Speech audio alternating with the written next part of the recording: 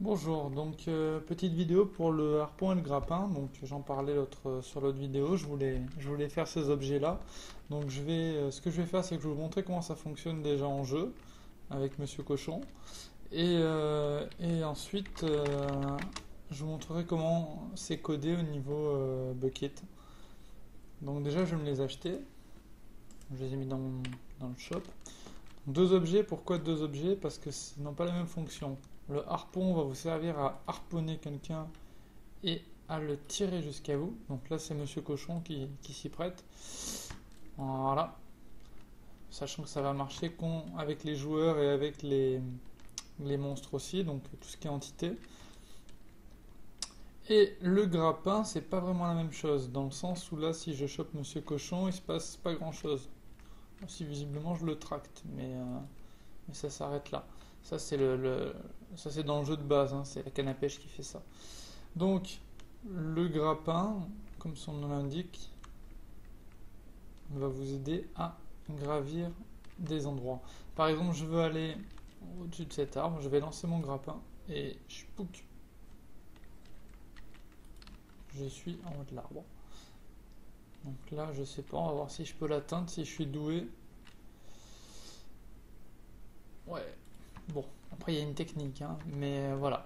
Sachant que les deux objets sont intéressants pour deux manières différentes, hein. La première, attraper votre cible et vous la ramener. Et la deuxième, aller jusqu'au lieu, gravir un lieu qu'on ne pourrait pas atteindre normalement, hein. Voilà, donc ça c'était pour la présentation des objets. Maintenant on passe à la partie codage des objets. Donc là, la partie objet. Les deux objets ont deux fonctions différentes, donc on ne va pas aller chercher le même événement. Pour le harpon qui sert à ramener la cible, on va utiliser l'événement de pêche, hein, Player Fish Event. Pour ça, je récupère le joueur qui a lancé l'événement. Donc ça c'est cette ligne-là. Ensuite, je vais récupérer l'objet parce que chez moi, j'ai pas envie qu'une canne à pêche basique serve à ça, donc je vais aller vérifier le nom de l'objet. Donc si ça vous intéresse pas, vous pouvez passer à cette partie-là. Sinon, c'est l'objet. Voilà, je regarde l'objet, le joueur, ce qu'il a dans les mains. Et je vérifie ensuite que l'item ait un nom particulier. Elle n'aura pas d'item méta si le nom n'a pas été modifié. Je vérifie ensuite si le item méta correspond au nom affiché. Donc là, bon, c'est un statique, mais vous pouvez mettre Toto à la place, c'est parfait, ça marche aussi. Et si toutes ces conditions sont bonnes, je passe à la suite. Donc là, pour le coup, on va récupérer l'entité qui a été attrapée par la canne à pêche. Donc ça retourne nul ou une entité. Et l'état du crochet, c'est-à-dire le bouchon. Donc ça, ça a été super important. Get state, il y en a beaucoup. Donc en faisant des tests, je me suis rendu compte que on chopait une entité, il y avait un état qui gérait ça. Donc une entité, c'est un joueur ou un monstre ou même un minecart. Donc pour le coup, il faudrait que je teste avec un minecart. Donc là, je vérifie que l'entité soit bien... qu'on a bien attrapé une entité. J'annule l'événement parce que sinon ça va me faire des effets de bord. Vous prenez un monstre, comme on a vu tout à l'heure, vous le tirez, avec une canne à pêche normale, il bouge. Donc là, si j'annule pas l'événement, quand je vais le tirer, il va se téléporter, puisque ça se passe avant l'événement là. Enfin, ça se passe pendant l'événement. Il va d'abord se téléporter et après il va venir encore une zone derrière moi, comme s'il avait été tracté. Alors que là, en annulant l'événement, j'évite qu'il soit téléporté enfin, j'évite qu'il soit tracté et il va être téléporté directement à moi. Il y a un autre moyen de faire que le téléport, mais vous avez vu que ça se voyait quand même qu'il se déplaçait, c'était pas un téléport franc, hein. Les vecteurs, ça arrive à peu près pareil, sauf que là, vous appliquez une force sur la cible et elle bouge. Alors c'est plus réaliste, et encore, on voit pas forcément la différence. Le seul problème du vecteur, c'est que si le joueur est, il y a un obstacle, quelque chose, quand on va tirer, il va se bloquer dedans parce que là ça reprend la physique. Donc c'est peut-être intéressant pour le réalisme, mais j'ai jugé bon, vu la difficulté d'attraper un joueur en mouvement, d'éviter de faire un téléport simplement pour récompenser la personne qui l'a attrapé. Parce que si vous mettez des vecteurs, il suffit que la personne en face bouge un peu trop vite ou dans la mauvaise direction et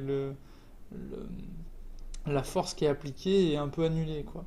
Donc vous allez avoir une personne qui fait 2 mètres en arrière. Bon, j'imagine bien le scénario où le joueur court pendant une demi-heure derrière le gars, il arrive à le choper, et puis manque de bol quand il tire, bah, le mec qui fait 2 mètres en arrière, c'est ridicule, il n'arrivera pas à le rattraper. Et il aura essayé de le choper pendant 10 minutes avec sa pauvre canne à pêche. Donc bon. Mais c'est possible, hein, il suffit de récupérer le vecteur, de créer un vecteur en fait entre le joueur et la cible. Donc ça c'est facile. On récupère la localisation du joueur et on la soustrait à la localisation de la cible. Et ensuite on multiplie. Bon, là je l'ai adouci, je l'ai un peu réduit à 40%. Et je vais aller ensuite définir la vélocité de ma cible pour la faire bouger. Donc ça fait bouger le joueur. Enfin là pour le coup c'était le joueur pour mes tests, mais voilà. Donc ça c'était la partie harpon. Maintenant la partie projectile. Enfin la partie grappin. Donc là je peux pas utiliser la partie phishing event parce que c'est un peu plus compliqué au niveau des states et ça prend pas en compte la personne qui a été touchée cette fois. Et effectivement, quand on lance un bouchon, il crée un événement de projectile et event pour dire qu'il a touché quelque chose. Et c'est cette partie-là qui m'intéresse pour faire l'événement. Parce que dans le phishing event, si vous le prenez en fait, euh, si vous annulez l'événement si vous lancez la canne à pêche et vous faites encore un clic droit, ça va redéclencher un événement et il y a des chances que ça vous téléporte à ce moment-là, donc en l'air. J'ai essayé, on peut pas trop travailler autour sans faire de choses dégueulasses.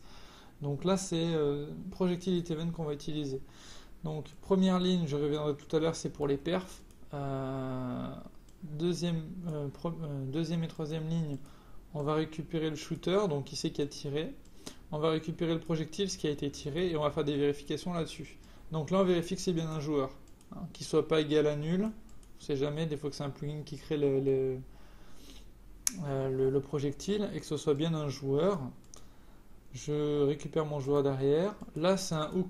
Là, ensuite, je vais vérifier si le joueur en fait a la canne à pêche dans la main avec le bon nom. Donc ça, j'ai fait une petite fonction. On peut aller voir. Je vérifie que le joueur ait quelque chose dans la. Je récupère l'objet dans la main. Je vérifie qu'il soit nul, qu'il ait des items méta et qu'il ait bien le nom. Alors ça, c'est pareil. Vous remplacez ici par Toto. Qu'il ait bien le nom item get item display name. Le nom que je lui donne. Pour dire que c'est un item magique en fait. Donc là, si c'est donc mon grappin spécial avec le bon nom et tout, qu'est-ce qui se passe derrière? Je vais aller vérifier où le bouchon a fait un impact. Donc là, c'est une vérification à 2 cubes. 2 cubes parce que en dessous, il ne voit pas, au-dessus, c'est un peu trop.